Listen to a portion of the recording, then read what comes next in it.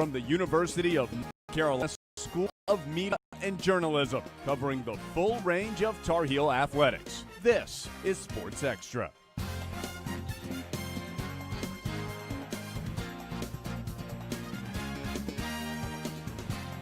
Just like sports, we are back. Welcome to the first Friday edition of Sports Extra. I'm Leah Berry. And I'm Josh Connor, and it feels like we've been waiting ages to say this phrase. Tomorrow is game day. The Tar Heels kick off their 2020 football season in an empty Kenan Stadium against Syracuse. The Tar Heels enter the second year of Mack Brown era, ranked 18th in the country, following a 7-6 season that was capped off with a win in the Military Bowl. The team will look to build around a strong offense that returns most of its key players this year. The team is ready to pick up right where it left off. We're going to try to play a lot of players. We've talked about that. And as it gets closer, it's tougher for coaches to do it because they've got to trust the player and they've got to buy in. So we've told the players, you got to earn the trust of your coach enough that on Saturday, during the pressure of a game, that he puts you in. We're definitely excited to be out here. Really, to be honest with you, it's kind of like a sigh of relief because there's so much unknown, and we really just had no idea if we were going to play. For a time, we had no idea who we were going to play. So definitely just it's finally game week, so it's really just a sign of relief that we actually got to this point. You know, with all the uncertainty around going into playing this year, to finally get here, and, you know, we're actually going to go play a game is kind of a journey in itself. But no, really, we're just starting in all actuality. So, yeah, I mean, we're just really excited to go out there and play. And finally, it's game. As UNC football moves forward with the ACC's plan for a full schedule, COVID-19 testing takes the center stage. Elijah Imlay reports. Navigating how to continue competitive college sports in the midst of a global pandemic is certainly a massive undertaking. UNC football, in order to mitigate the athletic personnel's risk of being exposed to or spreading COVID-19, has put in place a rigorous testing process that is undergone each week by those involved in the program. We'll be tested 3 times a week. So we were tested this morning. We'll be tested Wednesday after practice. And then I was just told we'll be tested Friday afternoon.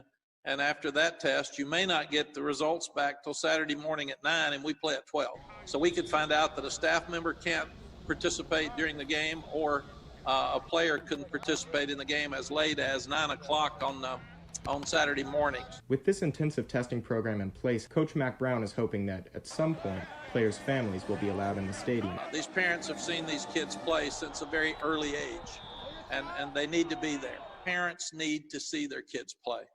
And that's very, very important from our standpoint moving forward. For now, fans will have to wait to attend games in person, but thanks to testing, the Tar Heels are able to take the field this season. In Chapel Hill, I'm Elijah Imlay, reporting. The Heels hope to have fans back in Kenan Stadium by midway through the season. The UNC football team is expecting some big plays from a few key returners. First up is a sophomore quarterback, Sam Howell. In the stellar freshman campaign, Howell passed for 3,641 yards and 38 touchdowns. He'll be joined by Daz Newsome. The preseason All-ACC wide receiver led the Tar Heels last year with 72 receptions and more than 1,000 receiving yards. The Heels also return a fast horse in the 1,000-yard rusher, Michael Carter. The preseason All-ACC running back finished 4th in the ACC with 1,623 all-purpose yards last season. Tomorrow's game against Syracuse will have a big impact on both teams' seasons. Here's what we should expect from the Orange. Syracuse is coming off a losing season with a conference record of 2 wins and 6 losses, placing them 6th in the ACC Atlantic Division. Syracuse managed 23 touchdowns and was ranked 59th in the nation in passing yards. The All-ACC preseason poll ranked the Orange at number 14 in the conference, with their 2020 recruiting class coming in at 10th in the ACC, according to the 24/7 Sports Composite. The Tar Heels are heavily favored to win tomorrow, but without the fans in Kenan Stadium, the home field won't be the big advantage that it could be. Off the gridiron, 2 of Carolina's finest teams are set to kick off their seasons next week. The women's soccer team is going to get things started on Thursday against Wake Forest. The Heels will look to bounce back after a devastating penalty shootout loss in the NCAA championship game against Stanford last season. The back-to-back national championship field hockey team will also start its season next week when it travels to Winston-Salem to take on Wake. The team will look to extend its 46-game winning streak. The coronavirus pandemic has disrupted UNC's fall semester, including on the sports fields and courts. Mia Guthrie has the story. Comparisons. The COVID pandemic has caused major changes throughout college sports.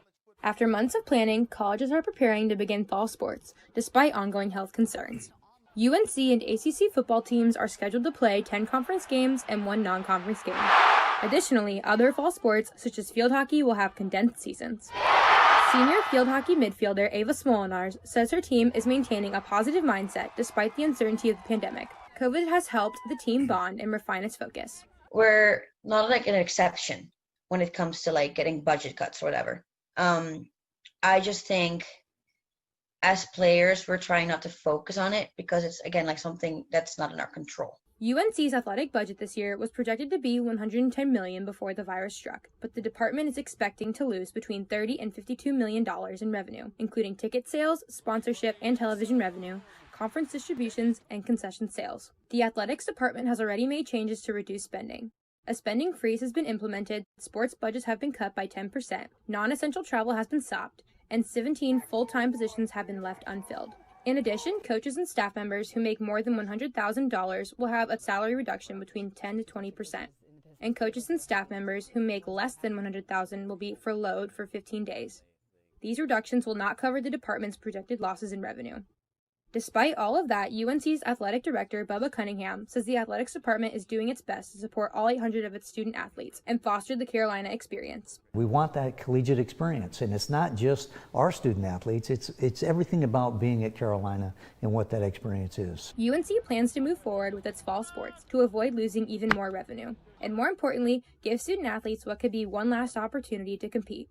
In Chapel Hill, I'm Mia Guthrie reporting. North Carolina, your national champions in Division I field hockey. The athletic department says they will continue to do what they can to make sure the student athletes get the full Carolina experience this year. As students in Chapel Hill are prepping for the new football season, a particular group of regulars are getting ready for game day outside of Kenan Stadium. Austin Bean reports. Students Max Seraphin, Taylor Edmonds, and Jessica Elamini haven't missed any games in Kenan Stadium since arriving in Chapel Hill last fall as transfer students. So we started our tradition by getting to the football game 3 hours before the gates open. Now, any normal person would be like, why would you sit outside before the gates even open and then wait another hour and a half inside the stadium before the game starts? But our goal was to always get in the front of the field. Things will look much different for the diehards Saturday, as they'll no longer have an up-close view of the action, but this group will still root on the Heels.